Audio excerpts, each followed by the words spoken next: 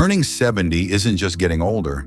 It's waking up to a whole new kind of wisdom. It's a moment to pause, reflect, and ask yourself, what truly matters now? And just as important, what no longer does? At this stage of life, you've earned the right to stop carrying what weighs you down. Old expectations, outdated routines, unnecessary worries. You've lived, you've learned, and now it's time to let go of the noise and focus on what brings real peace, joy, and freedom. In today's video, we're diving into 9 things that simply don't make sense to keep holding on to after 70. Some of them might surprise you. Others might feel like a breath of fresh air you didn't know you needed. And please, don't skip number 9. It's the one that hits hardest and has the power to shift the way you see yourself, your relationships, and your future. This chapter of life is yours to write. Let's make it lighter, wiser, and more meaningful together. Let's get started with the freedom you've earned. Not everything is meant to stay. Let me tell you about the story of a doctor's chair to your heart. After 70, life isn't about keeping up. It's about letting go of the noise, the pressure, the weight of shoulds that no longer serve you. That's what I told Margaret when she came into my clinic, eyes downcast, hands fidgeting. She was 74, sharp, witty, but tired. "Doc," she said, "I feel like I'm still living for everyone else. My kids, my siblings, my neighbors, everyone but me." I asked her one simple question. "Who are you still trying to prove yourself to?" She paused, then whispered, "I don't even know anymore." That's when I knew Margaret didn't need another prescription. She needed permission. Permission to release the burdens that no longer served her. Permission to live freely, boldly, and unapologetically. And so do you, because you've spent decades building, loving, carrying. But now is the sacred season of unbuilding. Unbuilding pressure, unbuilding guilt, unbuilding the walls that kept your soul hidden behind politeness and performance. This video isn't about adding new habits. It's about releasing what you never needed to carry this far. 9 things: emotional weights, cultural expectations, and mental clutter. You don't lose anything when you let go. You gain everything: clarity, peace, breath. The first, the emotional weights that no longer belong to you. Let's start with the invisible, the things no one else sees, but you feel every day. They're the heaviest, the hardest to name, but once spoken, they lose their grip. Let's speak them now. Meet Rose, 73. Rose was raised to be polite, to be pleasing. "Don't speak too loudly," her mother said. "Don't wear too much color," her aunt warned. "Don't make waves," her teacher advised. And she didn't. She wore beige. She nodded at things she didn't believe in. She swallowed every no until it made her sick. Until one Sunday morning. She stood in front of her closet looking at rows of gray and navy and brown, and her eyes landed on a bright red dress tucked in the back, a gift she'd never worn. Too bold, she had thought. That day, she wore it to church. As she walked down the aisle, a neighbor leaned over and whispered, "That's a bold choice." Rose smiled and whispered back, "That's the point." So what Rose discovered include, when you stop caring what others think, your world doesn't shrink, it expands. After 70, your peace comes from within, not from chasing permission slips. It's time to stop seeking approval from people who wouldn't understand your journey if you handed them a map. Your joy doesn't need an explanation. Your choices don't need defending. You've lived long enough to know that you don't owe anyone your quietness anymore. And the next meet Henry, 78. Henry was a collector, not of stamps or antiques, but of everything. Receipts from the 1990s, boxes of screws, just in case, dozens of sweaters he hadn't worn in decades. Every drawer, every shelf, every surface was packed. "I might need it someday," he always said, But one day he tripped over a dusty box in the garage, bruised his knee, shook his confidence, and something inside clicked. If I haven't needed it in 10 years, maybe I don't need it at all. That night, Henry called his daughter. Together, they started with one drawer, then a closet, then the entire garage. It wasn't easy. He cried over an old photo album, laughed at a birthday card from 1986. But for each thing he let go, a little more air filled his lungs. Now his home feels different, lighter, calmer. So does he. So, decluttering isn't about erasing your past. It's about creating room for your present. When you remove the things you no longer need, you invite in what matters most. Space to move, space to breathe, space to be. Your home should feel like a sanctuary, not a storage unit for your former life. Letting go of things is an act of trust in your future. The third is toxic relationships, even family. Meet Marion, 75. Every family has that one person, the one who never has something kind to say, the one who manipulates with guilt, the one who makes you feel small, even in your proudest moments. For Marion, it was her cousin Linda. For years, Marion tolerated the snide comments at reunions, the jabs disguised as jokes, the constant draining energy of keeping peace. Until one day, Marion got a voicemail. "I guess you forgot to call, again." She looked at her phone. Then, she put it down. She didn't return the call, didn't apologize, didn't explain. "I didn't make a scene," she told me during our yearly checkup. "I just stopped watering a plant that never bloomed." So, from the heart of a physician, I will tell you about some useful information as follows. We often talk about physical health, but emotional health matters just as much. Every time you tolerate a toxic relationship, your blood pressure rises, your sleep suffers, your immune system weakens. Protecting your peace isn't petty, it's preventative care. You can love someone from a distance. You can forgive someone and still walk away. This stage of life should be about healing, not hustling for acceptance that never comes. The next is comparison, the silent thief of joy. Meet Joe, 80. Joe sat in my exam room, arms crossed, eyes sad. My neighbor plays tennis every morning. His grandkids are always around. He seems so full of life. I asked Joe, "What do you think he says about you?" Joe looked puzzled. "I don't know.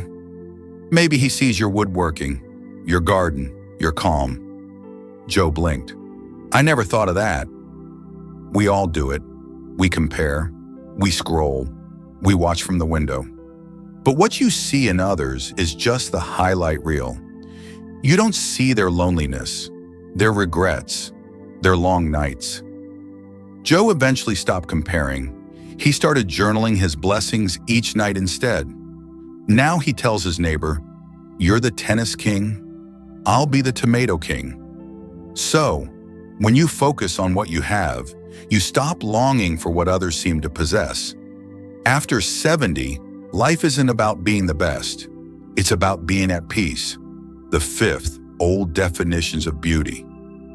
Meet Elaine, 76. Elaine used to dye her hair religiously, covered every gray, every silver strand. Until one day her granddaughter said, "I love your sparkles, Grandma." Elaine blinked. "Sparkles? Your silver hair, it shines." That weekend, she let the dye go. She bought bright lipstick, wore big earrings, and for the first time in years, she looked in the mirror and saw not a woman aging, but a woman glowing. So, the truth? Your wrinkles are roadmaps. Your laugh lines are legacies. Your gray hair is a crown of survival and strength. Don't chase the past. Embrace the radiant, regal woman who stands in the mirror today. As a doctor, I've seen what truly weighs people down after 70. It's not arthritis or medications. It's regret. It's resentment. It's unspoken needs, unreleased stories. But I've also seen the miracles that happen when someone chooses to let go. of opinions, clutter, toxic ties, comparison, and outdated beauty standards. They don't become someone new. They become who they always were, finally set free. And you can too. The next is outdated goals. Rewrite the dream. Meet Don, age 82. When Don was 45, he used to walk past a small brick building in town with "For Lease" on the front window and pause. Every time. In his mind, it would become a bakery, his bakery. Rows of bread, morning regulars, the smell of cinnamon and sugar wafting out the doors. But life happened. He worked long hours as an insurance agent, provided for his family, sacrificed vacations, missed birthdays. Retirement came, and so did backaches, grandkids, and a slower pace. But the dream, it stayed until one spring morning. Don sat beneath the oak tree in his backyard with a yellow notepad in his lap. He meant to jot down a shopping list, but instead, words poured out. A poem, then another, then pages. Not about bread, about being 82, about being soft when the world wanted hard, about living in the afterglow of responsibility. He never opened the bakery, but he still feeds people, just differently now, with words. I used to think I needed walls and windows to build something, he said, but it turns out all I needed was a notebook and the will to let go. So, I will talk you about lessons learned. Sometimes we cling to goals long after they've served their purpose. Why? Because they once gave us direction, but now they may only be giving us weight. Your old dreams don't need to be mourned. They need to be morphed. Maybe the career you once wanted becomes mentorship now. Maybe the marathon you missed turns into morning walks with your grandchild. Maybe the business plan becomes a book of memories. Let your goals breathe with you. You are not giving up. You are evolving. The next is guilt for choosing happiness. Meet Mabel, age 79. Mabel had spent 42 years as a caregiver, first for her children, then her husband through cancer, then her sister who struggled with mobility. She never complained. She never paused. She was love in motion, fierce and reliable. But something shifted when her daughter gave her a travel brochure for her birthday. Just circle something that makes you smile, her daughter said. Mabel did. A week later, she was on a quiet stretch of sand in Florida, alone, and she cried, not from sadness, but because she realized she hadn't heard silence in years. She hadn't listened to her own breath. She hadn't felt the sun just for herself. The second day, she read a book under a palm tree. The third day, she bought herself ice cream. The fourth, she danced. Yes, actually danced during a beachfront concert. When she returned home, her daughter said, "You look lighter." And she was. So in here, the takeaway. Joy is not something you have to earn through exhaustion. It is not a prize you receive when everyone else is taken care of. It is your right. And if guilt whispers that you're being selfish, remind yourself, the world doesn't need your sacrifice as much as it needs your aliveness. Start small. Say no to one request this week. Say yes to one thing that's just for you. Let joy in without apology, because the people who love you want you to smile. They want you full, not just functioning. The next is social obligations that drain you. Meet Howard, age 74. Howard was the king of RSVP, church potlucks, Rotary Club dinners, grandchildren's sports, neighborhood BBQs, retirement luncheons. If there was a sign-up sheet, his name was on it. But one night, sitting at a table full of people he barely knew, pushing food around his plate, something broke inside him. He felt invisible. "I was sitting with 12 people," he said, "but it was the loneliest I'd ever felt." The next morning, he made a new kind of list, one with only names that made him feel seen, one with events he actually looked forward to, one with room for quiet. That weekend, he met one close friend for coffee. They talked for 2 hours about fishing, regrets, the beauty of walking away from the noise. Howard didn't RSVP that month. He just breathed, and it was enough. So, after 70, your time is precious currency. Spend it where your soul feels rich, not where your calendar feels full. Here's a permission slip for you. Say no to events that feel like emotional labor. Leave the room where you feel unseen. Choose depth over decorum. You're not required to show up just because you were invited. You're allowed to stay home, sip tea, and read a good book. That, too, is a celebration. The last is unhealed pain and unspoken forgiveness. Meet Janice, age 85. She'd carried the weight for 60 years. Her father never said, "I love you." Never said, "I'm proud of you." Never showed up to her graduation, her wedding, her first child's birth. She said she was fine, said she didn't need him. He built a life, a family, a reputation for being strong. But strength doesn't erase grief. It only buries it.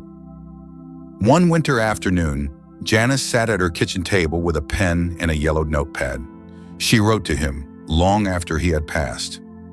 Not to blame, just to say all the things she never got to say.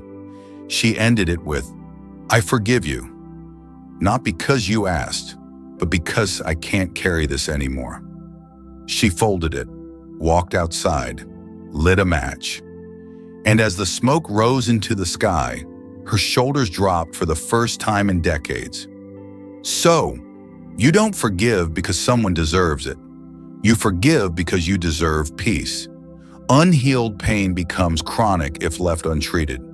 It seeps into your body, your relationships, your sleep. Letting go doesn't mean forgetting. It means saying, "This happened, I survived it, and now I release it." Write the letter, have the conversation, cry the tears, then exhale. There is still time to be light. And if you stay here, as you can see, Don rewrote his dreams. Mabel chose rest without guilt. Howard simplified his yes. Janice set her pain on fire and finally breathed. You don't have to be anyone's hero now. You just have to be yours. Now, let's take a breath together. Not a small breath, a deep one. The kind that fills your chest and reminds your heart that it's still beating for something beautiful. Because this isn't just a list. This is a liberation. 9 things you've carried, some for years, some since childhood. Opinions, clutter, wounds, obligations, comparisons, and that silent, aching desire to still be enough for someone, anyone. But now, dear one, now is when you drop the bag. Now is when you loosen the knot. Now is when you remember. You were not born to carry the weight of the world on aging shoulders. Meet Clara, age 86. Clara visited my clinic for a routine checkup. "I don't know, Doc," she said. "I feel like I should be doing more. Like I'm wasting time. Like I missed something." So I asked her, "What do you do each morning?" "I have coffee. I watch the birds. I listen to music from my 20s. "And does it make you feel good?" She nodded. "Then you haven't missed a thing," I said. Clara's eyes welled up. "I just didn't realize life could be quiet and still meaningful." So, here's what we forget. You do not need a title to matter. You do not need approval to be lovable. You do not need productivity to be worthy of rest. This chapter of your life, this golden, unhurried, reflective chapter, is yours to rewrite. The rules have changed because now you make them. You hold the pen now. You can write slower. You can write softer. You can write in full sentences with pauses between every page. This is the chapter where you say no and mean it. You say yes and savor it. You cry without apologizing. You laugh so loudly it startles the dog. You sing even if your voice shakes. You wear the dress even if it doesn't match your shoes. You rest not because you're lazy, but because you finally know how to listen to your body and let go of expectations. There is no prize for pleasing everyone. There is no applause for pretending. The only reward that matters now is peace. And peace is found when you stop performing and start living. Let go of perfection. Perfection was never the point. You were never meant to be flawless. You were meant to be real, messy, radiant, growing, honest. Let your laugh lines show. Let your home be cozy, not curated. Let your days be slow, not scheduled. Perfection is brittle. Authenticity is beautiful. Let go of people who don't see your worth. You've spent years trying to be enough for people who didn't even know what they were looking for. But the ones who love you now, they see you. They don't need you to fix anything. They just need you to be here, fully, gently, you. Here's your moment to reflect. Which of these are you ready to let go of? Comment the number: 1 for opinions, 2 for clutter, 3 for toxic ties, 4 for comparison, 5 for outdated definitions of beauty, 6 for outdated goals, 7 for guilt, 8 for draining obligations, 9 for unhealed pain. We're not just reading your comments, we're building a community, one reply at a time. And here's what I hope you remember. Your story isn't over. In fact, the part where the main character becomes fully themselves, that part, it's just beginning. You survived. You stretched. You showed up when no one was clapping. You gave love when it wasn't returned. You carried burdens that would have crushed others. And now is your time to rise lighter. You don't need to rewrite the past. You only need to write today. With joy, with rest, with bold lipstick, with quiet mornings, with less apology and more gratitude. If this moved you, like this video, share it with a friend who needs the same breath of freedom. Subscribe to Dear Senior's Life, because we are here for you every single week, not just to inspire you, but to remind you you matter, you belong, and you are never too old to begin again. And this world needs more elders who walk into their wisdom with gentleness, who walk away from noise, who sit on park benches and hum songs of freedom, who live slower but deeper, who live with less but feel more. You are that elder, you are that story, you are that spark. We're rooting for you. With all our heart, Dear Senior's Life.